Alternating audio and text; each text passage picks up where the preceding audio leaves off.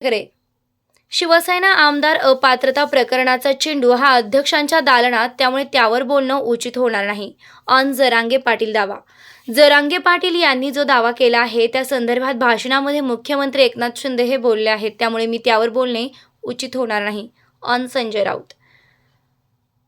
राऊत हे मुंबईपुरतंच भांड आहे, त्यामुळे तिथेच वाजवायचं असतं. त्यांना राजस्थान काय कळेल, त्यांचं वय तेवढी बुद्धी.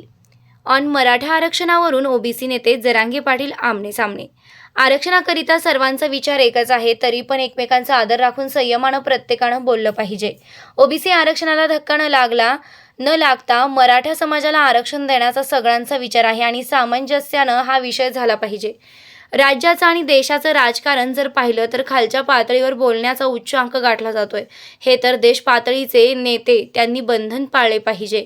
तब्बल 10 वर्ष जे पंतप्रधान राहतात आणि ज्यांच्या कुटुंबांमध्ये पंतप्रधान पद हे कायम चालत आले आहे, असे राहुल गांधी जर नरेंद्र मोदी यांच्यावर टीका करत असतील तर त्यांनी शब्दतोल मोलके वापरले पाहिजे.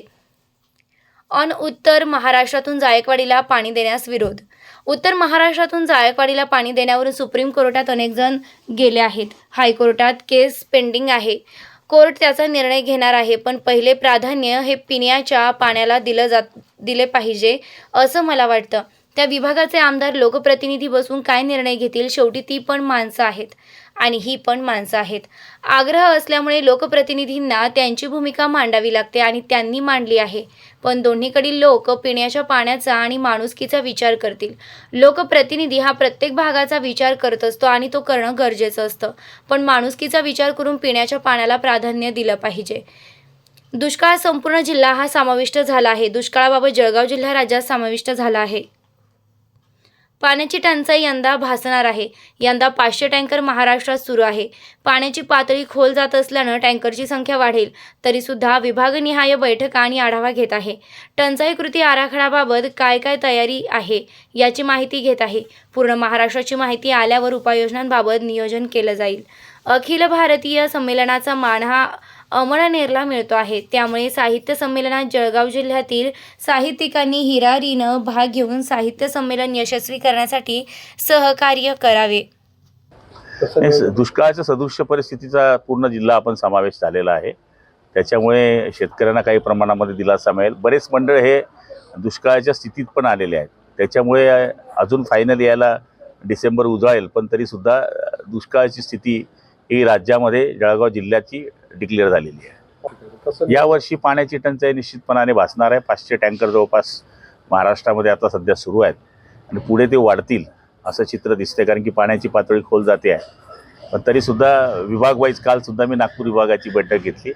प्रत्येक विभागाचे आम्ही आढावा घेतो आहे. टंचाई कृती आराखड्याच्या काय तयारी आहेत हे खालच्या पातळीपासून तर डिव्हिजन कार्यालयापर्यंतची आम्ही माहिती जमा करतो आहे. काल नागपूर विभागाची आम्ही घेतलेली आहे. पुढच्या काळामध्ये पूर्ण महाराष्ट्राची माहिती आल्यानंतर मग विहीर अधिग्रहित असेल, TPSW असेल, त्याच्यावर तर तात्पुरती पाणी पुरवठा योजना करायची गरज पडत असेल, त्याचप्रमाणे इंधन विहीर कुठे करायची गरज पडत असेल, याच्या सगळ्या उपाययोजनांचा आराखडा आमचा सुरू आहे. हो, एक माजी मंत्री सुरेशदादा यांची तुम्ही भेट घेतलेली आहे, नक्की काय विषय आहे? काल सुरेशदादांचा वाढदिवस होता. काल मी मुंबईला असल्यामुळे त्यांच्या वाढदिवसाला येऊ शकलो नाही, त्याच्यामुळे आज त्यांना वाढदिवसाच्या शुभेच्छा देण्यासाठी या ठिकाणी आलो होतो. शेवटी जिल्ह्यामध्ये त्यांनी मागच्या काळामध्ये केलेलं कार्य आणि त्यांचं कायम असलेलं आम्हाला मार्गदर्शन याच्या बाबतीमध्ये आपल्या सगळ्या जळगाव जिल्ह्याला कल्पना आहे, त्यामुळे ते जळगावला आले असल्यामुळे त्यांना आज मी या ठिकाणी शुभेच्छा दिलेल्या आहेत. राजकीय चर्चा झाली, राजकीय जुन्या गोष्टींच्या आठवणी झाल्यात की त्या काळातलं राजकारण, या काळातलं राजकारण, दादांचा काळ आणि आमचा काळ याच्यामध्ये थोडी चर्चा झाली. तुमच्या काळावरती नाराजी व्यक्त केली? असं काही नाराजी केलेली नाही, उलट त्यांनी मार्गदर्शन केलं की कुठे कुठे काय केलं पाहिजे असं मार्गदर्शन त्यांनी आम्हाला केलेलं आहे. कुठे काय करायला सांगितलं? मतदारसंघामध्ये जिथे काही कमी कामं आहेत, जिथे लक्ष दिलं पाहिजे अशा सूचना त्यांनी दिलेल्या आहेत. दुसरा एक सध्या मुद्दा असतो आहे की राहुल गांधींनी नरेंद्र मोदींवरती टीका करताना पनोती शब्द वापरलेला, अतिशय पातळी सोडण्याचा झाला नाही. हे बघा, सध्या आपण जर राज्यात आणि देशाच्या राजकारणामध्ये पाहिलं तर खालच्या पातळीवर बोलण्याचा उच्चांक गाठला जातो आहे आणि मला तरी असं वाटतं की हे तर देश पातळीचे नेते आहेत, त्यांनी बंधन पाळलं पाहिजे. जो माणूस एका राज्याचा 15 वर्ष मुख्यमंत्री राहतो, त्याच्यानंतर अबाधित देशामध्ये पूर्ण सत्ता मिळवतो आणि कंटिन्यू 10 वर्ष या देशाचे पंतप्रधान राहतात आणि ज्यांच्या कुटुंबामध्ये पंतप्रधानपद कायम चालत आलेलं आहे, असे राहुल गांधी जर एका पंतप्रधानावर टीका करत असतील तर मला तरी असं वाटतं की त्यांनी शब्द तोलमोलके बोलले पाहिजे. नाही, ते अध्यक्षांच्या दालनामध्ये तो चेंडू आहे, त्याच्यावर बोलणं उचित होणार नाही. तो सध्या राज्यामध्ये पुन्हा एक नवीन समस्या ओबीसी नेते आणि दुसरे मराठा नेते एकमेकांच्या आमने-सामने आल्याचं पाहायला मिळतंय आरक्षणाच्या. आरक्षणाकरता सगळ्यांचा विचार एकच आहे, पण तरीसुद्धा एकमेकाचा संयम, एकमेकाचा आदर राखून या गोष्टी बोलल्या गेल्या पाहिजेत. आणि मला तरी असं वाटतं की ओबीसींच्या आरक्षणाला धक्का न लागता मराठ्यांना आरक्षण देण्याचा सगळ्यांचा विचार आहे आणि मला तरी असं वाटतं की सामंजस्याने हा विषय झाला पाहिजे. भाऊ, ज्या मराठ्यांना कुणबी नोंदणी मिळणार नाही त्यांना कायदा करून 24 डिसेंबरच्या आत सरसकट आरक्षण देण्यावरून सरकार सोबत ठरलंय असा दावा जरांगे पाटलांनी केला आहे. नोंदणी व्यतिरिक्त असं काही ठरलंय का? हे बघा, आता भाषणामध्ये मुख्यमंत्र्यांनी बोलल्यानंतर मी जास्त बोलणं उचित होणार नाही. शेवटचा एक प्रश्न आहे की राज्यातलं पाणी कुठे कुठे म्हणजे जसं उत्तर महाराष्ट्रातलं पाणी इतर ठिकाणी हलवलं असं काही नियोजन ठरलेलं सरकार?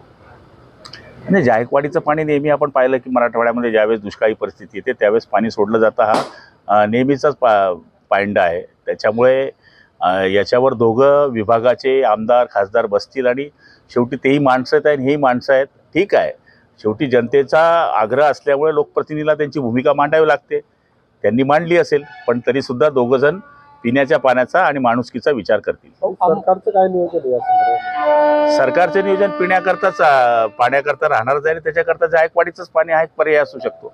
रेल्वेने वगैरे मागील काळात पाणी काहीच गरज पडणार नाही त्याची. भाऊ, अंमळनेर येथे साहित्य संमेलन आयोजित करण्यात आलेलं आहे. साहित्यप्रेमींना काय आव्हान असणार आहे आपलं? साहित्यप्रेमी, आता तुम्हाला माहिती आहे की महाराष्ट्रामधल्या मध्ये अंमळनेरला हा सगळ्यात मोठा मान मिळतो आहे. त्यामुळे साहित्यप्रेमींनी हिरिरीने भाग घेऊन या अंमळनेरच्या साहित्य संमेलनाला सगळ्यांनी मदत करावी असं आव्हान माझं आहे.